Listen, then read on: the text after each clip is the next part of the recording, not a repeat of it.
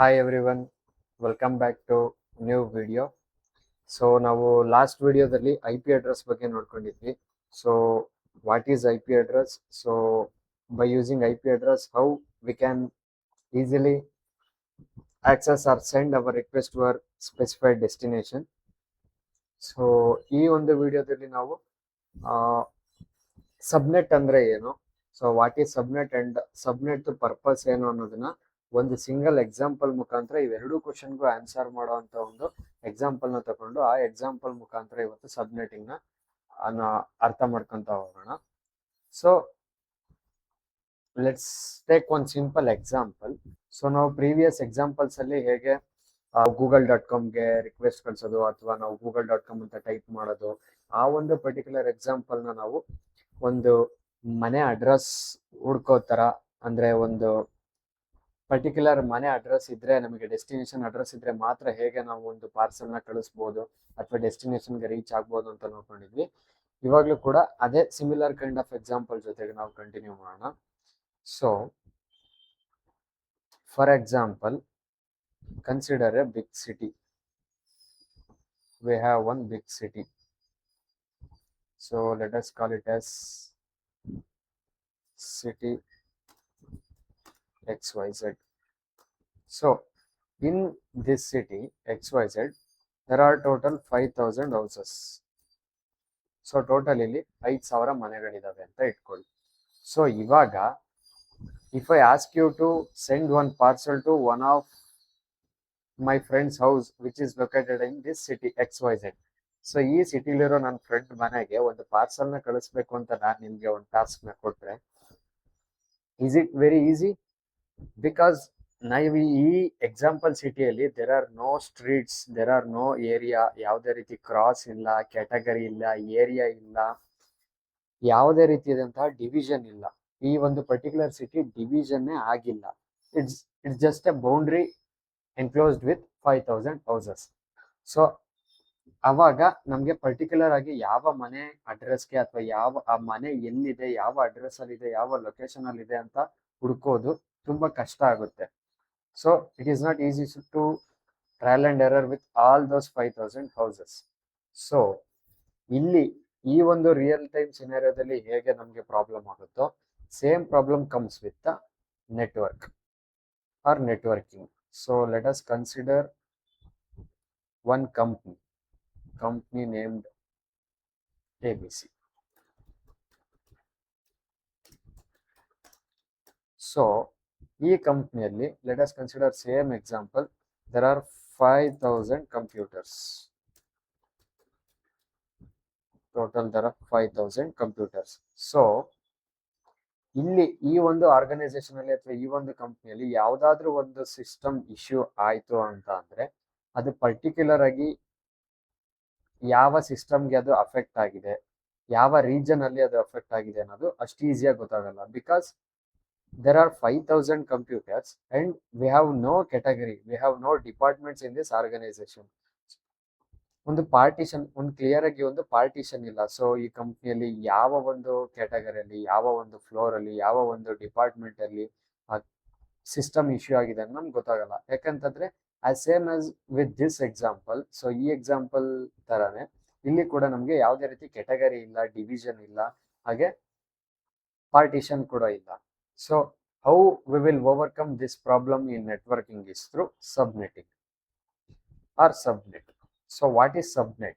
So the word itself says subnet antandre it's a subset of a network, you can consider like that. So antandre if let us consider this as a big network, so iduna one network anta consider madadre, subnetting is nothing but dividing that network into smaller chunks or making partitions in the network, making small chunks of one big network.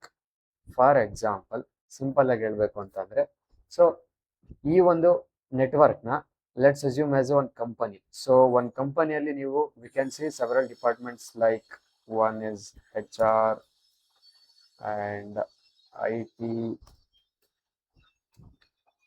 sales, and it may be manufacturing and so on. This is how it looks like when we create subnet in network. So if we make partitions like this in an organization, we can also make partitions in network as well. So that is what we call as subnet. So ಸಬ್ನೆಟ್ ಅಂದ್ರೆ ಏನು ಅನ್ನೋದು ಇವಾಗ concept ಗೊತ್ತಾಯ್ತು. So network ನ ನಾವು divide ಮಾಡ್ತೀವಿ. So part of the network, 1/4 of the network is assigned to HR, 1/4 of the network is assigned to IT, 1/4 of the network is assigned to sales, and 1/4 of the network is assigned to manufacturing. Just ಈ ರೀತಿ ಒಂದು ನಾವು simple ಆಗಿ ಅರ್ಥ ಮಾಡ್ಕೋಬಹುದು. So that ಇವಾಗ in case if any system encounters an issue, we can easily get to know that the issue is from HR team. And if issue gets raised over here, we can conclude or we can identify that the issue is from IT, sales, and manufacturing, and so on. So this is the value that subnet brings into the network. So practically real world ಅಲ್ಲಿ ಸಬ್ನೆಟಿಂಗ್ ಹೇಗೆ ಕಾಣುತ್ತೆ ಅಂತ ಅಂದ್ರೆ, so let us visualize the subnet in this way. Okay, and let me make some more partitions.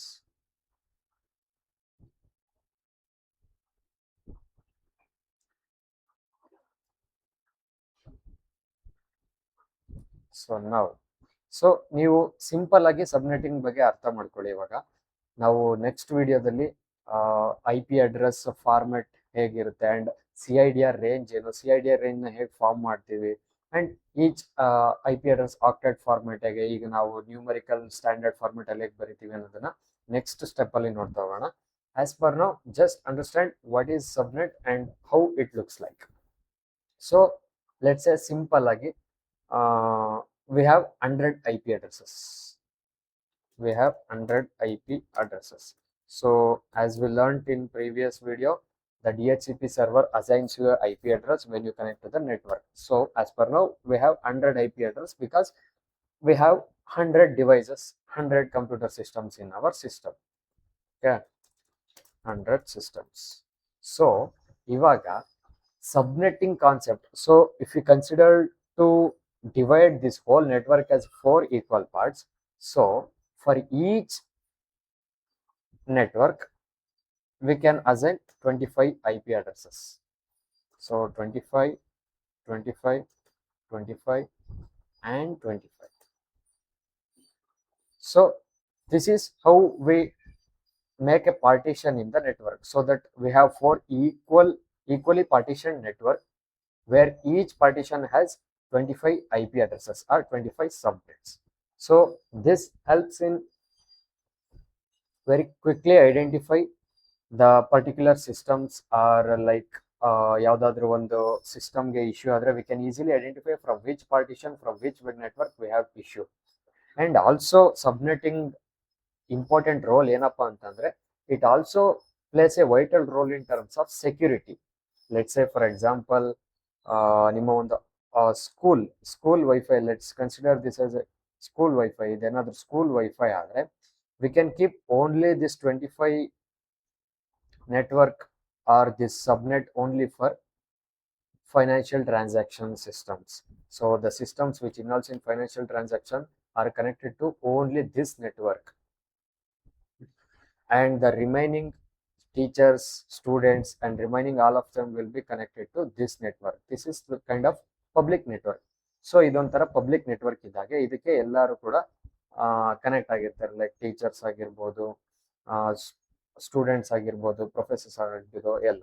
But for this network is only limited to the management who makes financial transaction and financial related ಏನೇ ಒಂದು process ಆಗ್ಬೇಕಂತಿದ್ರು ಅದು ಈ network ಒಳಗಡೆ ಆಗುತ್ತೆ. So this can help the management to keep the data secure. So this is one of the basic conceptual overview of subnet. So how IP address looks like ಅನ್ನೋದನ್ನ ಒಂದು represent ಮಾಡಬೇಕು ಅನ್ನೋದಾದ್ರೆ, let's say for example somewhat your IP address looks like this, right? 1, 2, so 25 addresses ಅಲ್ವಾ. So you will get 92.32.1.25. So IP address number 1 to 25 will get assigned to this network, and ಇಲ್ಲಿ we will get from 26 to 50,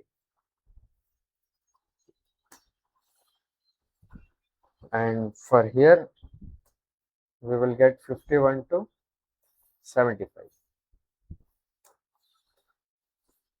and for this network we will get 76 to 100.